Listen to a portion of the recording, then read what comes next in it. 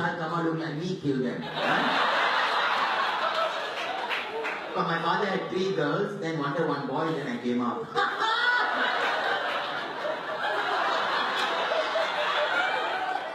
I was born in SPCA. My father was a caretaker, so we were staying in the quarters. So it was just opposite Istana. So I was born in Orchard Road. Back then, we also had our issues now. Like my mom divorced, left my father, and my father became drunk and beat us up, and because we reminded him of her. So and my father is from India, so they don't believe in divorce. They don't believe the wife leaving them. So it became very self-pity. So everybody had their own shit, you know. So I just thought mine is a different kind of shit lah. Because my dad is an angel in the day, he's the best dad you can ever have. I forgave him because he also has no punching bag, you know. So that took me years to realize that lah. It's good to forgive lah, but it's very hard to forget. But I forgive. But my mom and my stepmom are sisters. So it was like, you know that it's the same family, right? So you would definitely understand. But I was so attached to her more than my real mom, so she was my mother lah. To today, right, she's still my mother. My mother is a work of art. My mother is a work of art. I mean, she's a clown. And she thinks every time I get angry, I never get angry anymore. No, I just laugh at her. And then she's so old already, like 69 already, my favorite position. But 69 I go visit her, the TV is so loud, I tell my mother, Ma, very loud, I think your hearing got problem. Oh, so I'm old now. Put me one corner, put me in old folks home, put me on the road, let me die now. What's wrong with you? I just say, no, you're telling me I'm old, is it? Get me the knife, get me the knife. So, and then growing up, I was not academically very smart. But it's okay because God has given me something else. So I realized I can dance. I became a dancer. Then I realized it doesn't feed you. And then slowly you'll find it now. If you, I think everyone who cannot really academically do well have a talent. You just need to tap on it, find it, and develop on it. I got to it because I like the limelight. And I like acting, and so I got into it accidentally to do stand-up comedy, which worked for it lah. It's hard work, but it's worth it. It's where I am now from where I was then. It's very different. It's very hard because there was no history in Singapore of stand-up comedy. Nobody did comedy. Nobody did. So it was a lot of police at my back because they wanted to know what is it all about. What are the jokes going to do? All of the jokes are knock-knock jokes. Why did the chicken cross the road? Yeah. Then I slowly pushed the boundary. I pushed it. I told them, why cannot wear dress? Then I said, okay, can we just go without leotard? Oh no. Can I wear bra? No. Then how? I can cross dress. That means I can wear sequin pants and sequin jacket. Look like Liberace those days. Fine. Makeup can, but don't wear dress. It was a hobby I used to do behind doors. And I just enjoy putting on makeup and dressing up, you know. And if someone is going to give you into a career, why don't you just do it? And it was very interesting to, because I'm such a fighter cop, you know. And they realized it was very interesting. I want to prove these people wrong. I want to do something about this. I want to show them that this can be done if you only don't give up. And I'm not the giving up type. You know what the uncle, the wife called no? On the phone, no. The wife called. The wife said, who are you driving now?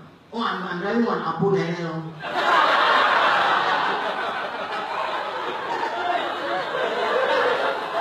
I told the uncle, I'm not Apu Nene, I'm Apu Nene. You're standing on a fence of both sexes. You're representing both. So you can represent both without sounding like a feminist or an MCP, you know. Because if I'm standing there as a man and talking bad about women, it doesn't make sense. And if I'm a woman supporting women, it's no way, Jose. So if you're in the middle, you can talk about both, you know, because you are in the middle.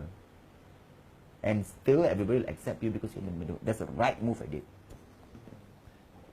It is good. In life, remember, if you have a family that loves you, a few good friends, food on the table, roof over your head, you're richer than you think. It is not about the 1 million in the bank. It's whether you're going to wake up tomorrow with a smile. So I put all this together and I said, Do I still need to live in Orchard Road? Do I still need to carry a Prada bag? Do I still need to really shop all the time? Priorities change now. Do I need all these frivolous friends around me? Do I need these freeloaders around me? Do I need this? I said no. You'll get lonely, but at the end you'll be happier.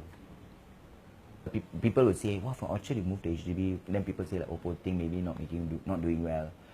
You must be able to take all these talks, lah, you know. But it's okay. You don't know what I'm going through.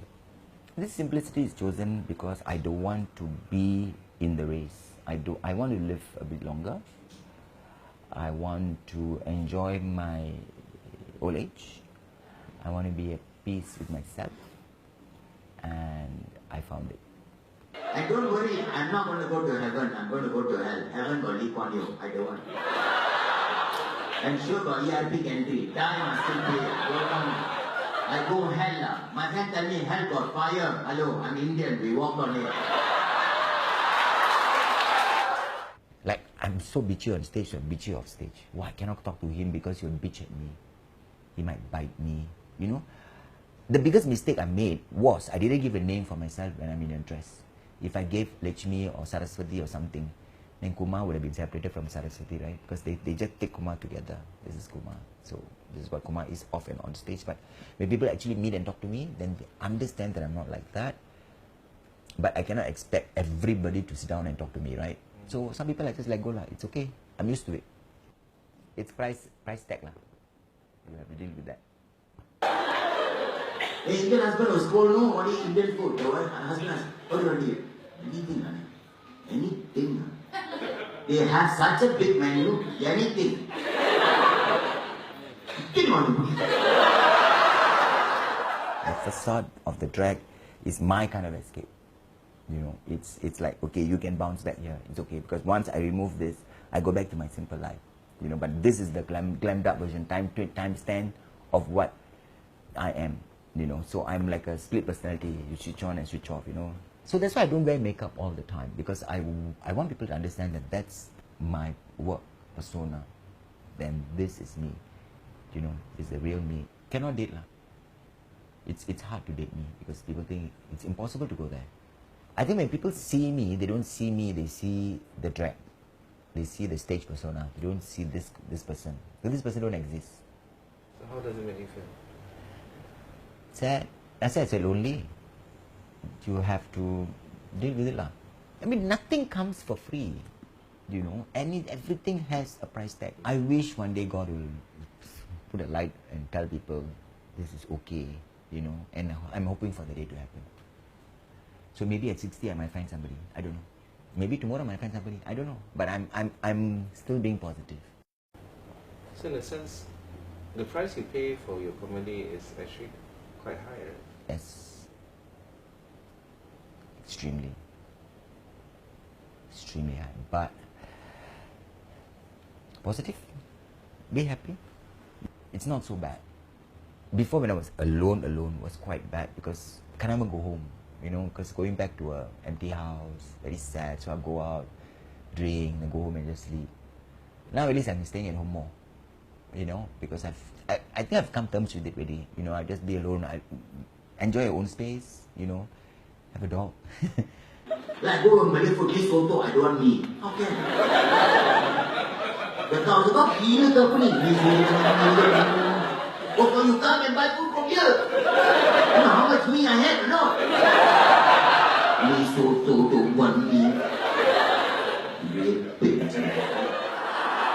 Last Saturday when I performed at Hard Rock Cafe, I didn't realize that there was a man sitting right in front there on a wheelchair. And I know he had a stroke. He came to watch me.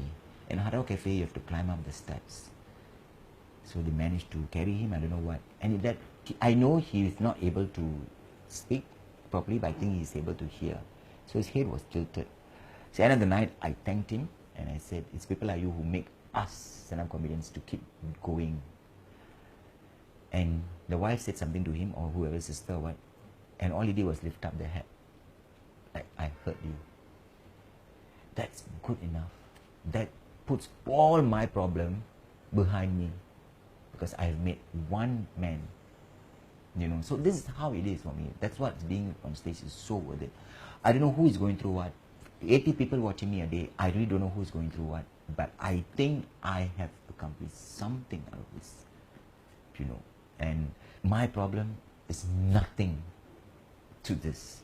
That kind of achievement which is, you cannot lie. So the price tag doesn't seem anything to this. It's worth it after all. It's worth every penny of my price tag to make this person be happy for that 1 hour.